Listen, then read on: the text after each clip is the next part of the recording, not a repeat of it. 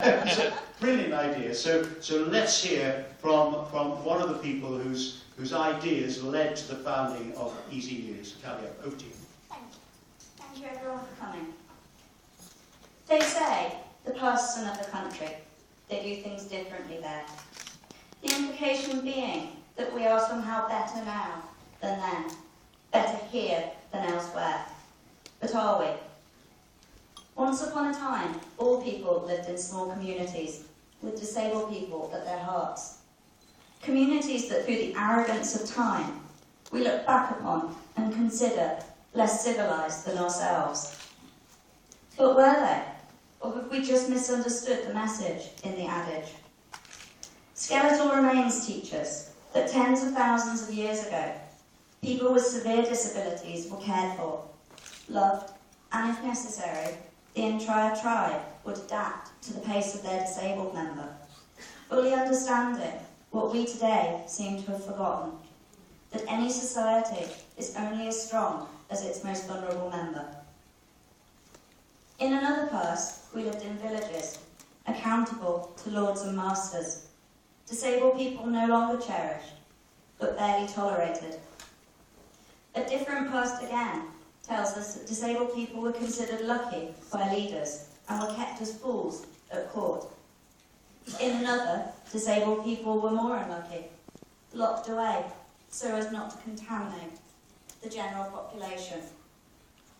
A closer past tells us how disabled people were demeaned and dehumanised, labelled as financial burdens, worth nothing more than an opportunity for those in power to learn the skills of mass extermination. There's fiction in the space between these pasts, these countries, but also truths of change. The biggest of these truths for all people was the invention of printing, the benefits of mass literacy, and the freedom to disseminate information. Without the power to access and produce their own information, people without sufficient riches to own land, and later women, would never have won the battle to gain their right to vote. Whilst the information revolution affected lasting political and social change for most people, disabled people were excluded from society and refused the freedoms gained by others.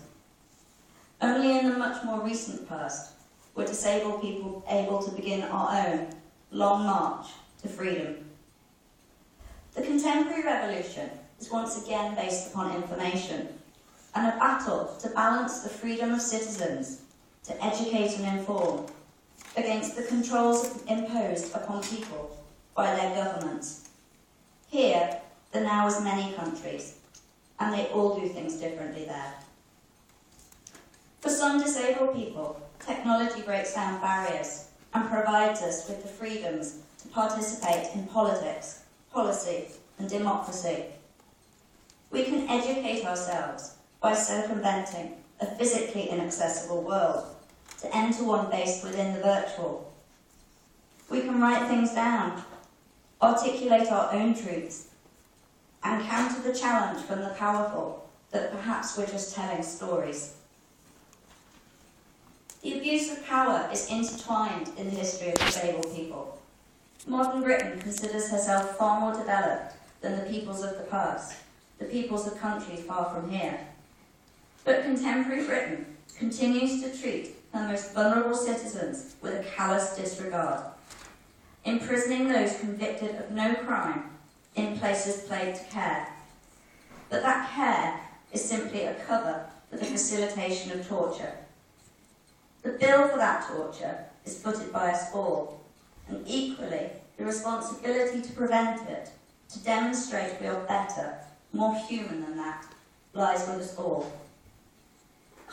Without the freedom to record the stories of those locked away, the platform to pass on these shameful truths of how society disregards those it perceives as lacking contributory worth, progress can never be made. Those without power can be blamed, targeted, made less human by those who sit from the cup of success, whilst those with power are not held accountable for the consequences of their deeds. Today we're gathered in the heart of power, the seat of democracy, to celebrate how far disabled people have come and attempt to speed up the pace of travel towards full equality. The right to vote is insufficient on its own. Without the provision of non-partisan news and information in a format that everyone can understand, voting remains a token gesture based on empty words. As disabled people, we can never be satisfied as long as our bodies, heavy with fatigue, cannot gain access to the transports, to the workplaces, to the leisure spaces of our cities. But as humans, as people, we can never be satisfied until we all have not just the right to participate, but the appropriate and individual tools to enable us to do so. Then perhaps one day, future people will look back upon our past and know that this was when we learnt to do things differently, when we began to understand that the right to do something would never be enough without the communally provided support to enable us to do so. Thank you.